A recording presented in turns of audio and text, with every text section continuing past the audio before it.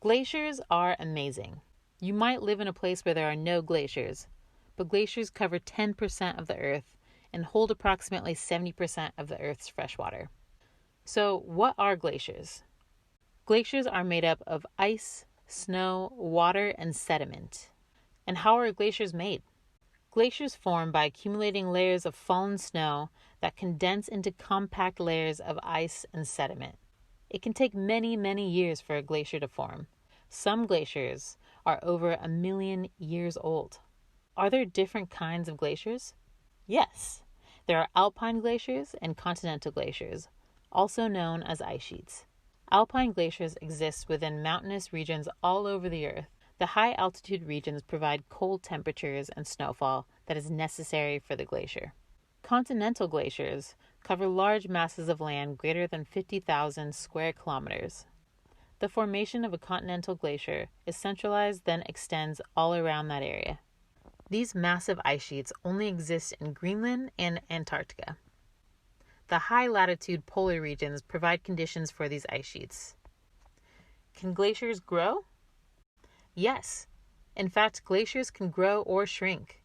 There are 3 key zones of a glacier that can result in the growth or shrinkage of that glacier.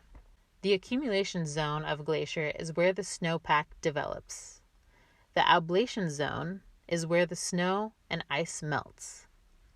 The equilibrium line altitude, or ELA, marks the area or zone where annual accumulation and ablation are equal. The weight of snow in glaciers is heavy. Each new layer of snow creates pressure and compresses the snowpack. The tightly compacted snow particles, also known as firn, occurs during the phase between snow and glacial ice. With the right weather events and conditions, firn can form within a year. The winter season is when the snowpack will develop and cover the entire glacier. The more snowfall that occurs during the winter means the more water and snow that will be stored. During the summer, glacial ice and snowpack will melt, feeding streams with cool water. When the amount of snowfall is higher than the amount of melt, the glacier will grow. Not only that, but glaciers can move. The force of gravity and weight on the glacier can cause it to shift and slide. The equilibrium line will shift with warmer and cooler temperatures, also causing movement. The combination of the glacier's weight and its movement impacts the land in the surrounding area. Glaciers erode and shape mountains and valleys, and along the way, glaciers on the move transport and deposit sediment and rock material. When looking at glaciated valleys, there are distinct features that you can identify. These features are formed by either glacial erosion or deposition.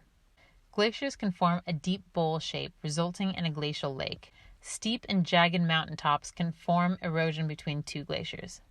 Glacial moraines are formed from the accumulation of sediment and rock debris that is pushed together as the glacier advances or retreats.